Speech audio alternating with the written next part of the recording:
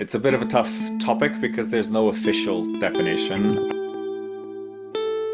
Just about really being clever and doing research and understanding the motivators. And often I think tier 2 destinations can bring some magic.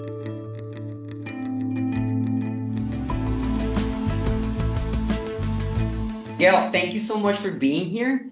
I really appreciate you taking the time to come meet with us and talk a little bit about events. Thank you for inviting me. Looking forward to it. All right. Well, for those of you that don't know who Miguel Neves is, he's the chief and editor of Skift Meeting, the largest community of event professionals around the world. And today, I wanted to talk to him about a very specific topic that I think is going to interest many of you. Recently, I saw a study where 81% of event professionals were reporting that events are going to have an increase in cost this year. They're very worried because the cost in 2025 will rise. Now, 30% of them report that the venue is one of the most important aspects that takes a bite of their budget each year. So in one way or another, a way to manage this situation with venues and with destinations is looking for alternative destinations, not looking for tier 1 destinations like New York, Las Vegas, Miami, but tier 2 destinations. And to talk about this, Miguel will explain to us a little bit about what tier 2 destinations are, how can you define them, how can you, what are the challenges, and a list of, some options of tier 2 destinations that we can find around the world. Now, what are tier 2 destinations, Miguel? Right. It's a bit of a tough topic because there's no official definition. I think when we talk about tier two destinations, we're talking about destinations that aren't the big cities or the major destinations as you described, New York, London, Paris. Those are definitely tier 1. Those are major global cities. Tier 2 would be cities that maybe aren't as big, don't have as many options, maybe have a bit less connectivity. But the kind of argument is that there's multiple tiers, right? So you have maybe tier 2, tier 3, maybe even tier 4, depending on how you kind of slice things up. And very few cities like to sort of call themselves tier 2.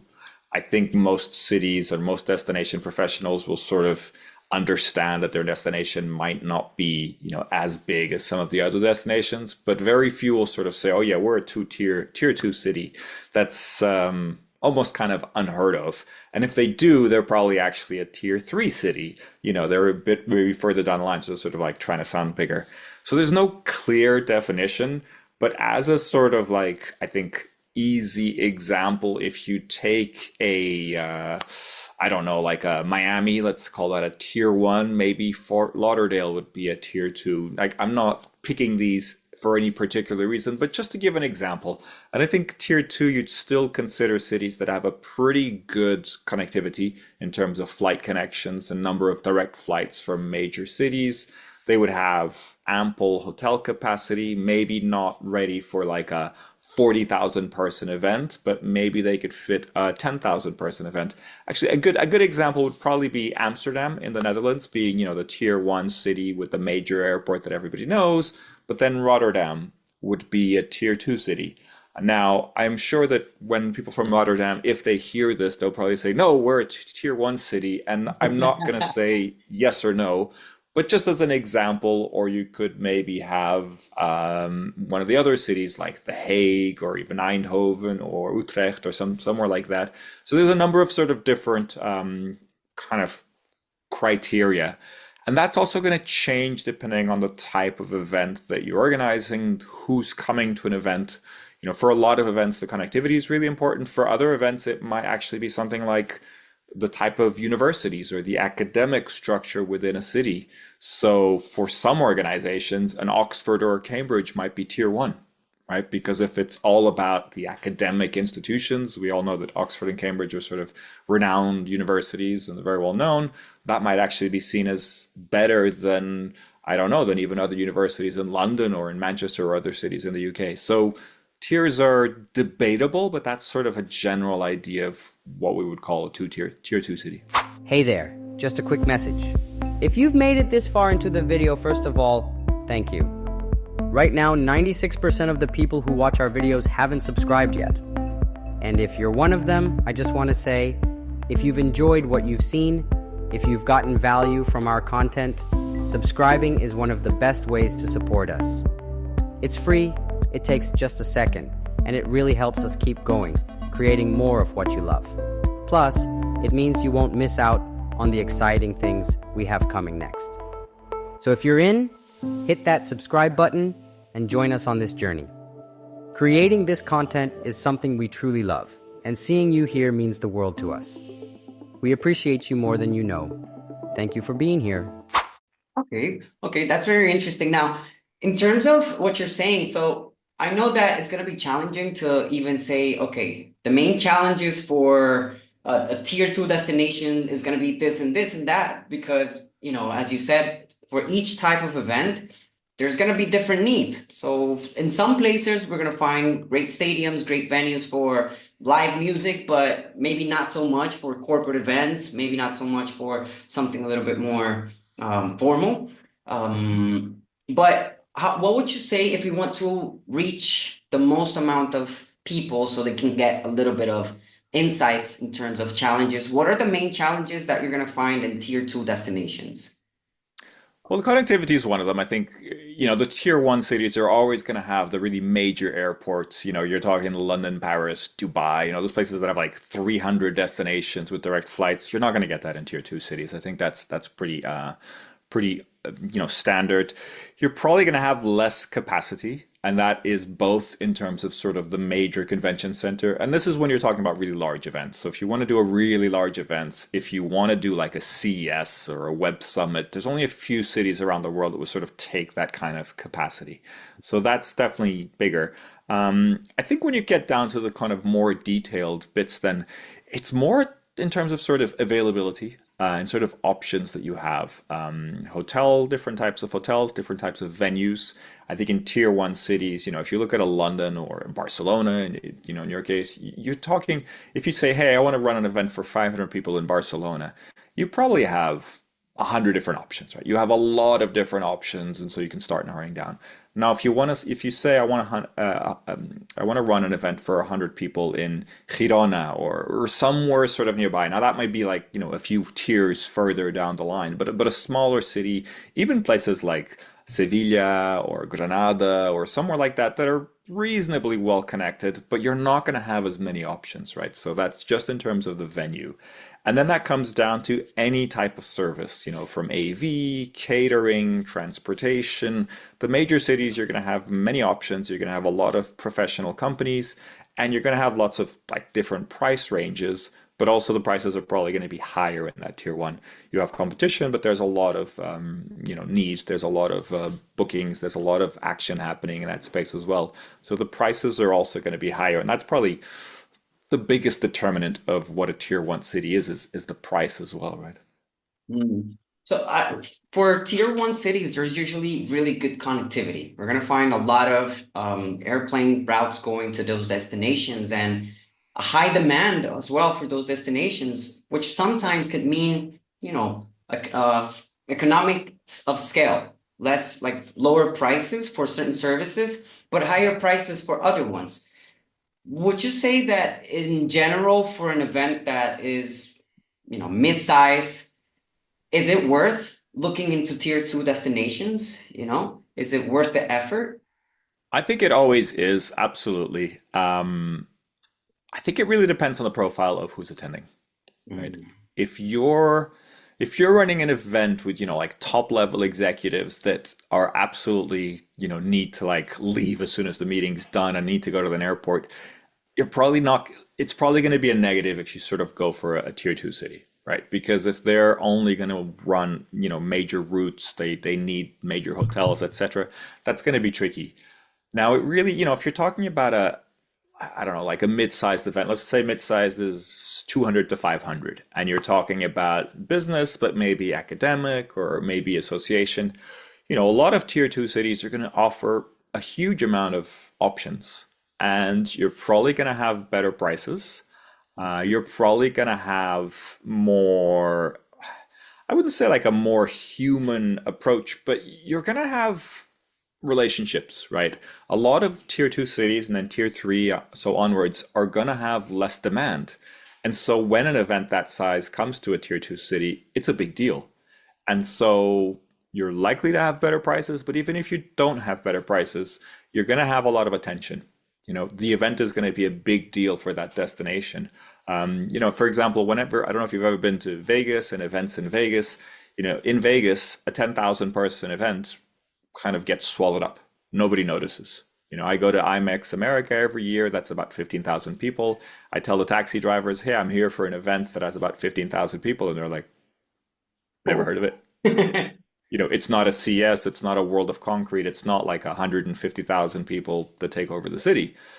But when you go to a smaller city, for example, I was at MPI, a couple of different MPI World Education Congresses in St. Louis and Indianapolis, for example. Again, they would probably argue they're not tier two cities. I would probably say they're probably more in that tier two range.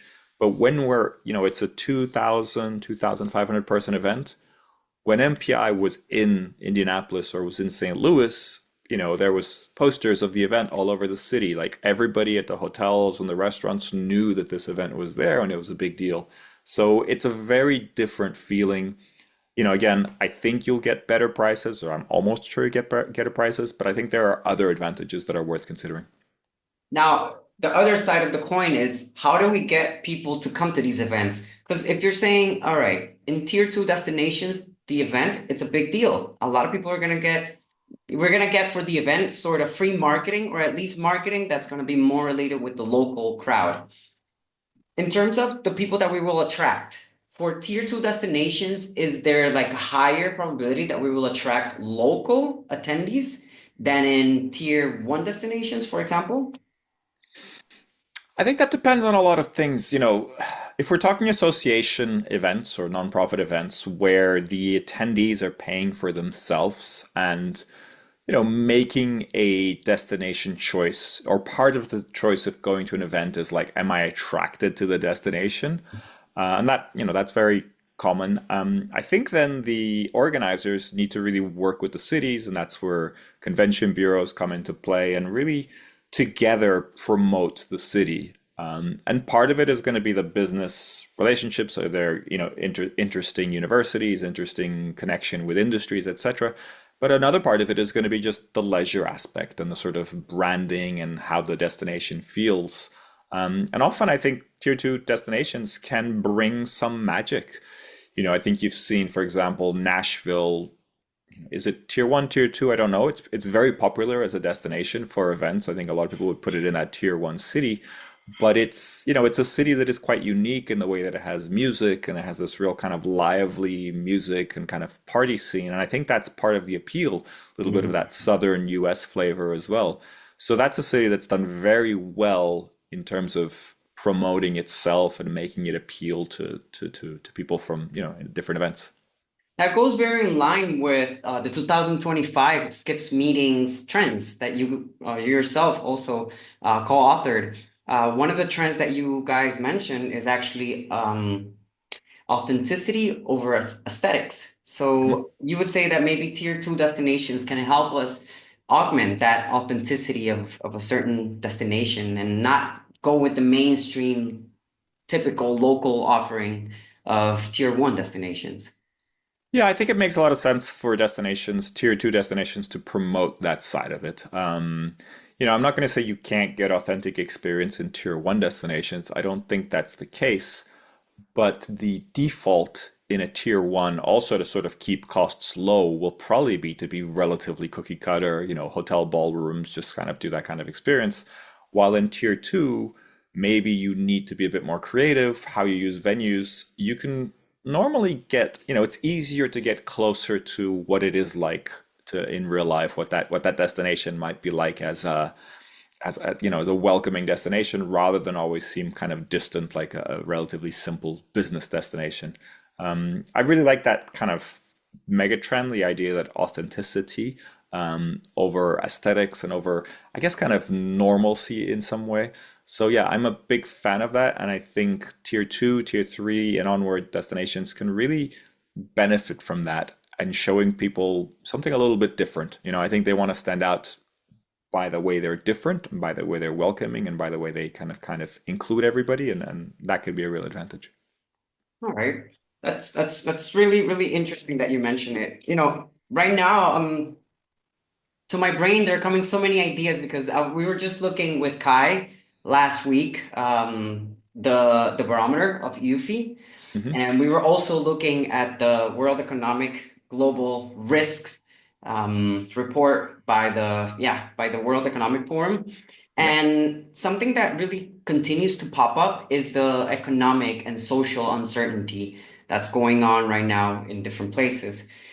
How will tier two destinations, how can tier two destinations work around that to help themselves bring more events to their venues along with all this situation? I think that's a really interesting question because, tier one cities will, to much extent, in my mind, be a bit politically agnostic. You could argue that, Houston, for example, a massive Texas city, Texas is very sort of Republican state, might be, politically challenging, but Houston as a city is very much, a business city. You go there because you do business in Houston, right? So it's not something that you necessarily think about that much. Now, if you go to San Antonio or El Paso or somewhere a bit smaller in Texas, then you're probably going to go there because of the flavor that it has. That's part of the experience. And it's very hard to then remove the political side or any sort of statement around that. And the same thing like in Florida. Florida has some laws that are quite, not very inclusive for the LGBT community, etc. But if you go to a major city like Orlando, Miami, it's not really part of the conversation. And if you go to like Jacksonville or somewhere small, it's going to be part of the conversation. Mhm. And I think some people will feel uncomfortable going there. So there is a really interesting challenge there. At the same time, I think smaller destinations have more of an opportunity to brand themselves. I think it's very difficult for a Miami to say, oh, we're not really like this, or I'm not saying Miami has a certain stigma or anything like that, but it's very different for a destination like that that's very well known to sort of brand themselves in a certain way when it comes to conventions and meetings. While Mhm. smaller destinations that people know less about have more of that opportunity. They can plant a seed in the attendee's mind and say, hey, we're actually a really interesting city when it comes to human rights. Did you know that we have this movement and we have this history, etc.? So there is a sort of like storytelling element that you can't really do when it comes to, excuse me, the tier one cities. I think tier one cities have a sort of global brand that, for good or bad, it's very hard to get away from. But other kind of smaller destinations, you can kind of create that in the attendee's mind. What about sponsorships? How can we see difference between tier one destinations and tier two destinations in terms of the sponsors that we'll be able to bring to our event? It's an interesting question. I don't know if there's a linear connection. Um, I think sponsors, if they're the right sponsor, will kind of sponsor a meeting no matter where it is. I think when I have smaller destinations, you might be able to attract a different type of sponsor, particularly if it's quite of a niche event, then you can kind of niche down. And if that area, that destination has sponsors that are kind of interesting, they might be more inclined to, let's say it's a Tampa-based company, they might be more inclined to sponsor something if it's in Tampa rather than if it's in Orlando or something like that. So there's some kind of leverage there. But I think with sponsors, it really depends. The other element to that is tier two destinations might be more flexible when it comes to sponsorship. I think when you have sort of larger cities, larger events, things tend to end up being a little bit more, oh, these are the opportunities, take it or leave it. While with kind of smaller destinations, you could be a bit more flexible. But having said that, you have South by Southwest, which is a really interesting kind of cultural event, on the music, film, and the kind of tech and conference side. And brands tend to be very creative there, even though it's a very large, show. They tend to be very creative. I wouldn't say that brands are not creative at CES, for example, in Las Vegas, but it does tend to be more of a large convention center type sponsorship. But there's so many different variations of that. So it's hard to really, I think, have a linear correlation between the size or the tier of the destination and the sponsorship. Okay, how can these destinations start preparing to attract more events, for example? The tier two destinations? Yeah. I think it's all about being really smart, understanding your strengths. Things like ambassador programs, I think, are really interesting, particularly if they're well researched and kind of organized in a cross-departmental way. I don't know if you're familiar with ambassador programs, but the idea that you find all the, university professors, all the academics, and maybe other types of work where someone's very strong in a certain area. You might be from a very small city, but the university actually works with a very specific type of AI or technology or plastics or whatever it is. And then you kind of find, okay, what's the major event in this area, right? And it tends to be more with association events where they rotate and you can kind of attract for the next rotation. That's the classic example. But you could also look at more kind of business examples where it's not necessarily a rotation or in the bylaws or anything like that, but if there's enough of a group of startups in a particular area in a city, then the city could even invest in creating their own event. They could attract an event. They could attract either a main event or they could attract a sort of like what's it called, geo-cloned version of the event. For example, like you have CES. There's a smaller European event that CES runs in Amsterdam, for example. They don't run a lot of these, but it's one that they run sort of. It's their sort of European event. It was placed in Amsterdam because Amsterdam sort of, made a case for it being a hub for technology, etc. So things like that, I think, are really smart because I think you have to be realistic. You're not gonna compete with tier one cities when when a Cisco or when a Salesforce runs their big event in San Francisco, if you're like a small city in the Northeast, you're not gonna, it's not gonna move Dreamforce from San Francisco to like a small city in the Northeast. It's just not gonna happen, right? Yeah. Because there's so much tech investment in San Francisco. That's sort of where that event makes sense. Now, I'm not saying it won't move to LA or it won't move to Oakland or it won't move to somewhere else. It might move away from that venue because that's an event that's gone through a lot of sort of challenges. And I think Salesforce has sort of like said, well, this is, San Francisco has a bit of a reputation of being a bit of a dangerous city at the moment. It's going through some challenges. So that's an example where neighboring cities, even in places like, Santa Ana or the Valley or something like that, will sort of say, hey, this is an opportunity. As long as we have enough capacity, this could be an opportunity. But I think destinations just have to be really smart about it. And I think just ask a lot of questions and understand the priorities for businesses. If it's a very corporate focused event, then that's going to be the focus of the organizers. The corporate sponsorships, the where are people located, where do they expect that type of event to be?